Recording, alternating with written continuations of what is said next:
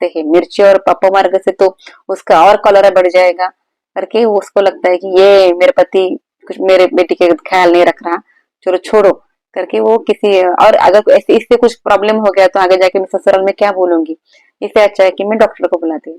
वो डॉक्टर को बुलाती है, वो दवाई देते सब कुछ करते हैं, मगर 2-3 दिन में उसका डेथ हो जाता है। तो इस तरह से ये घटना भी थोड़ा सा हमको लगता है कि क्यों काशी मुनि ने नहीं सुना उनकी बातें, अगर तभी देती थी तो शायद वो जिंदा रहती थी। मगर उस घटना के कारण ये पता चलता है कि जो वो कहते हैं ना वो करना है हम लोगों ने, क्रॉस क्वेश्चन नहीं करना है कि ऐसा क्यों वैसा क्यों, बस गुरु जो कहे बोलते हैं उसको हम लोगों ने आंखें बंद करके मानना है, क्योंकि गुरु को जो दिखता है जो हम लोग नहीं देख सकते अपने आंखों से। फिर देख किस तरह से योगीराज ने निसंतानों को संतान दी, किस तरह से योगीराज ने होने वाले अघटित घटना से लोगों को बचाया, और कब वो एकदम क्रोधित हो जाते थे या कड़क हो जाते थे, कठोर व शब्द यूज करते थे, मगर भक्त तब नाराज होते थे, मगर आगे होने वाली घटना उनको दिखती थी करके ही वो ऐसा करते थे, ये पता चला। और एक घटना ऐसी जहाँ पे उन्होंने जंगल के अंदर के एक बहुत खतरनाक ऐसे जानवरों से भी भक्तों को बचाया। तो ये भक्तों की कहानियां हैं जो कि पुराण पुरुष के अंदर है। तो आज 2-3 कहानी आपको बताऊंगी किस तरह से भक्तों का रक्षण या भक्तों का उद्धार योगीराज ने किया है।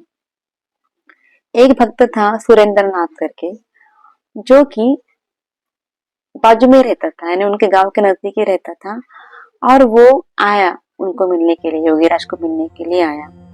बहुत थका हुआ रहता था, लंबी यात्रा करके योगीराज को मिलने को आता है।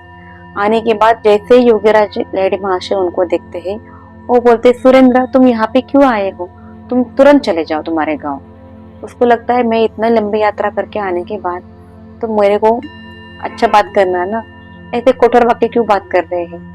मगर अपने गुरु से क्रॉस क्वेश्चन करने का आदत नहीं है था, और वो अच्छा भी नहीं है करके उन्होंने बोला कि ठीक है, तो तुरंत आप हाथ पैर धो खाना खाओ और जो पहली गाड़ी मिलती है ट्रेन मिलती है तुम तुरंत चले जाओ करके कहते हैं। जब वो घर चले जाते हैं तो जैसे ट्रेन से उतरते वैसे उनका उधर भैया आया रहता है, और वो कहता है भैया आप आ गए।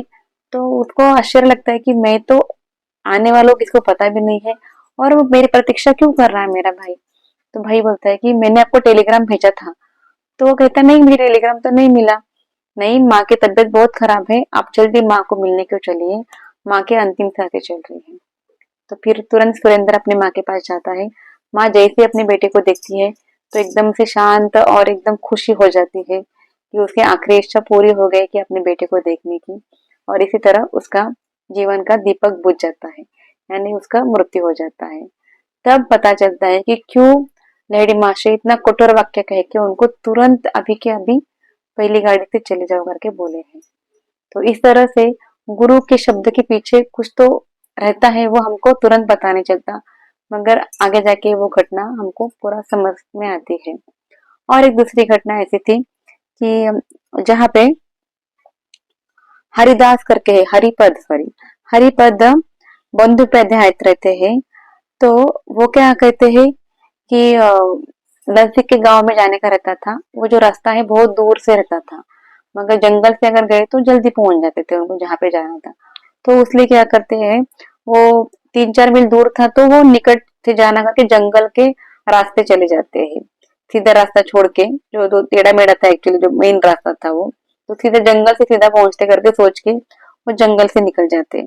और वो गुरु भक्ति में लीन रहते थे और हर बार भगवान का नाम लेते थे, तो उनको भय कभी भी नहीं आता था, उनको कभी डरते नहीं थे एक्चुअली। वो तो आराम से जंगल से जाते थे, ऐसा एकदम से सामने देखे तो एक बड़ा सा नर पक्षी उनके पास से आना करके दिखाई दिया उनको।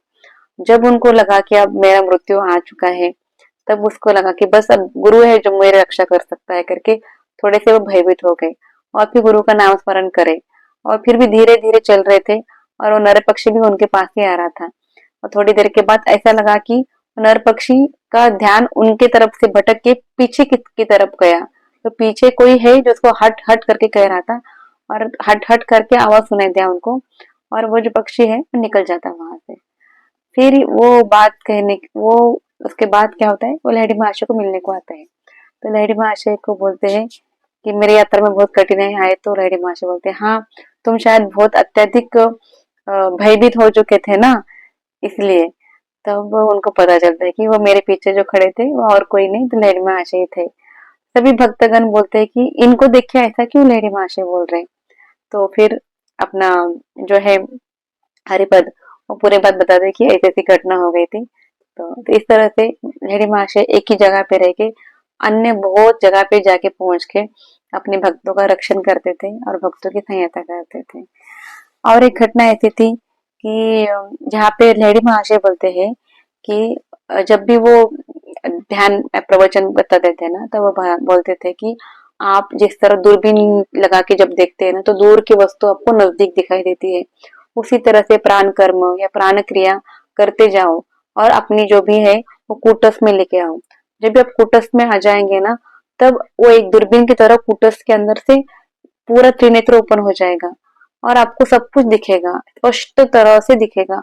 जो ज्यादा से ज्यादा ध्यान करेगा, ज्यादा से ज्यादा क्रिया करेगा, उसकी त्रिनेत्र या उसका कूटस्थ में चैतन्य स्थापित हो जाएगा, उसकी चंचलता कम हो जाएगी और उसको पूरा स्पष्ट दिखाई देगा।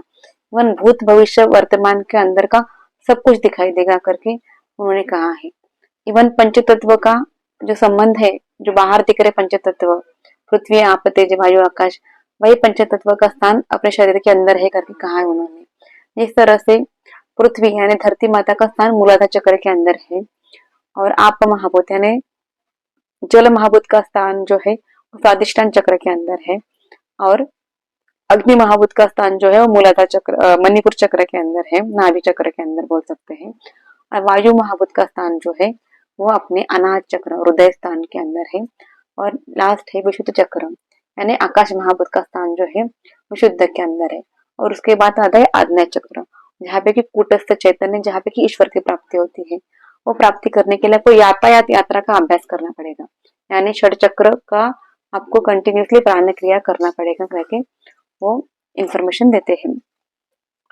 फिर इस तरह से ही आपका पूरा प्राण क्रमक जितना आप करेंगे उतना प्राण की चंचलता कम हो जाएंगी और एक स्थिरता, मन में स्थिरता प्राप्त हो जाएगी और कूटस्थ के अंदर में ही आप देखते रहना है। इसलिए आप कभी भी देखो उनका जो फोटो है ना, वो फोटो के अंदर भी उनके दो नेत्र पूरे से ऊपर, इस तरह से दो नेत्र ऊपर ही देखते हैं, यानी कूटस्थ में ही स्थापित करके ही वो रहते थे। रात भर तो वो जागरण ही करते थे क्योंकि वो अलग अलग जगह पे घूम के आते थे, क्योंकि शरीर रूपी जो है वो तो बस शरीर है, मगर हमारे इवन सात शरीर है, उसका चक्र भ्रमण करना, ब्रह्मांड का भ्रमण करना, ये सब क्रिया वो कुटस में बैठ के करते थे।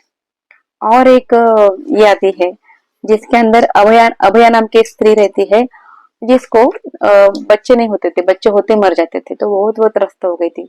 वो मिलने को आती है लहरी महाशय को। तो लहरी महाशय बोलते हैं ठीक है कि आपको अभी नेक्स्ट एक पुत्री प्राप्ति होगी यानी कन्या प्राप्ति होगी, मगर आपको रात भर दीपक जलाए रखना पड़ेगा जब आपकी डिलीवरी का टाइम आएगा।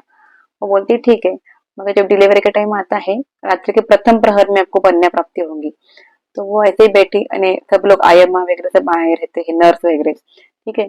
तो सभी को नींद लग जाती है और वो दीपक के अंदर का जो ऑयल रहता है वो खत्म होने को आता है। तब फिर एकदम से सब लोग सोए से रहते, तब लहरी महाशय वहां पे एकदम से प्रकट हो जाते हैं और अभया उठो उठो, और दीपक के अंदर का तेल बुझ रहा है, डालो उसके अंदर करके बोलते हैं। तो तुरंत उसके अंदर ऑयल डालते हैं और उसके बाद उसको कन्या प्राप्ति होती है जो कि एकदम जिंदा रहती है, अच्छे से रहती है। तो फिर अभया मिलने को आती है, फिर वो अदृश्य हो जाते हैं वहां से, फिर अभया इनको मिलने को आती है लहरी महाशय को। तो लहरी महाशय बोलते हैं कि जो कर्तव्य मैंने आपको बताया है उससे आप भाग सकते हैं, मगर मैं नहीं भाग सकता, तो उसकी पूर्ति करने के लिए मैं आया था।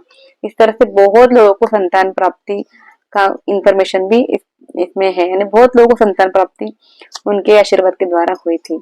तो इस तरह से ये बहुत सारी घटनाएं हैं, मगर एक ऐसी घटना है जिसके कारण कि हमको थोड़ा सा बुरा लग सकता है कि क्या हुआ था कि लहरी महाशय की द्वितीय लड़की, मझली लड़की जो है हरि कामिनी, उसका ससुराल से आई थी वो और उसको एशियाटिक कॉलरा हो गया था। तो बहुत ज्यादा कॉलेरा होने के कारण बहुत ज्यादा वो वीकनेस आ गई, तो बहुत मोशन हो गया था, तो वो बहुत मरना मरण प्रांत अवस्था में थी।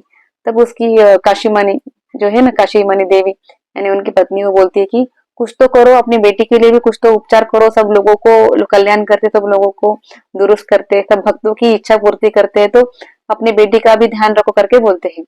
तभी लेडी माश क्या करते हैं, अपने पास का एक अपामार्ग रहता है और 2.5 मिर्च रहती है, ओके, गोल मिर्च, वो देते हैं और वो बोलते हैं कि इसको पीस कर उसको पिला दे करके बोलते हैं।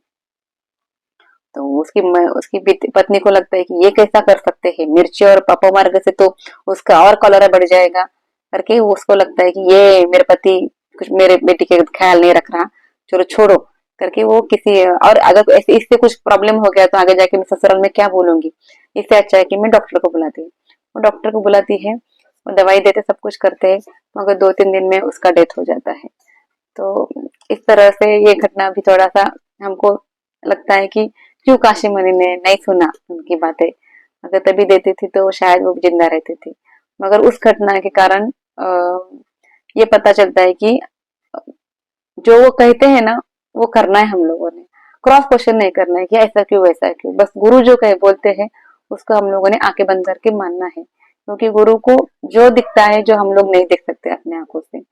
फिर सेकेंड डे क्या होता है कि सब लोग आते हैं गीता पठन के टाइम में, और गीता पठन करते वक्त उनको ऊपर की आवाज रूम में से बहुत जोर जोर से रोने की आवाज सुनाई देती है लोगों को। तो क्या हो गया पूछते, तो बोलते हैं कि मेरी मछली बेटी मर गई है, शायद श्मशान में लेने का टाइम हो गया है, आप पढ़ो अपना अपना कार्य करो बोलते हैं। तो सब लोग बोलते हैं कि नहीं हमसे नहीं होगा गीता पठन, आज के लिए बंद करेंगे। तो गीता पठन उस दिन बंद कर देते हैं। फिर उनका जो ये रहता है राजचंद्र सान्याल करके, साला तो साला रहता है, साला बोले तो उनकी पत्नी का जो भाई रहता है, वो पूछता है कि क्यों आपको कुछ भी नहीं फील हो रहा, आपकी बेटी मर गई है, तो मृत्यु का शोक आपको नहीं है क्या? तो फिर प्रियजन की मृत्यु का, वियोग का दुख सामान्य व्यक्ति को होता है, वैसे क्या आपको नहीं होता? क्वेश्चन पूछने के बाद लहड़ी महर्षि बोलते हैं, देखो जिस तरह से एखादा पत्थर है, और पत्थर अगर बहुत कड़क रहा तो उसके ऊपर अगर हमने कुछ मारा तो वापस आ जाएगा हमारे पास, हमने जैसे मारते ही वो रिटर्न आ जाएगा। मगर अगर वो पत्थर के अंदर, पत्थर बहुत क्या बोलते हैं, सॉफ्ट है, ठीक है, मलमला है, तो क्या हो जाएगा, वो पत्थर अंदर घुस जाएगा, जो हमने छोटा सा पत्थर मारा है वो उसके अंदर घुस जाएगा। मगर वही हार्ड, अगर हार्ड स्ट्रक्चर है तो वापस निकल जाएगा, मगर सॉफ्ट है तो उसके आर पार चला जाएगा। तो इसी तरह से रहता है कि आपका हृदय बहुत कोमल रहता है, आपको वेदना होती है तो दुख मुझे भी होता है, दुख आपको भी होता है, मगर वो दुख के कारण आप उसको सहन नहीं कर पाते क्योंकि आपका सॉफ्ट है स्ट्रक्चर, मगर मेरा पूरा प्राण कर्म करके हार्ड हो गया है, इसलिए वो मुझे लगता है, मगर मुझे उसके कारण मुझे शरीर के ऊपर मुझे प्रभाव नहीं होता। तो इस तरह से उन्होंने कहा है कि मैं हाय हाय करते, आघात से आपको हाय हाय फील होता है, मगर वो मुझे भी लगता है दुख, मगर वो दुख मेरे अंदर नहीं घुस पाता। इस तरह से प्राण क्रिया करते करते वो एक अतिशय उच्च लेवल पे पहुंच गए थे। तो और बहुत सारी घटनाएं हैं और बहुत सारी कथाएं हैं, आपको मैं नेक्स्ट एपिसोड में बताऊंगी। और तब तक के लिए आप खुश रहिए, गुरु के ऊपर विश्वास रखिए और अपने कार्य अच्छे से कीजिए। तो सदा खुश रहिए, सदा मुस्कुराते रहिए और विश्वास रखिए कि आपके पीछे, आपके साथ एक ऐसी गुरु का आशीर्वाद है जो आपको हर एक सिचुएशन से बाहर निकल पाएगा। बस विश्वास ही है जो आपको सब घटना से, सब संकट से बाहर निकालेगा, और विश्वास ही है जो आपकी उत्तर उत्तर प्रगति करेगा। और उसके साथ आपको प्राण कर्म, प्राण क्रिया, षटचक्र क्रिया करनी चाहिए। कुछ नहीं तो प्राणायाम कीजिए, ध्यान कीजिए। धन्यवाद। आपका दिन शुभ और मंगलमय हो।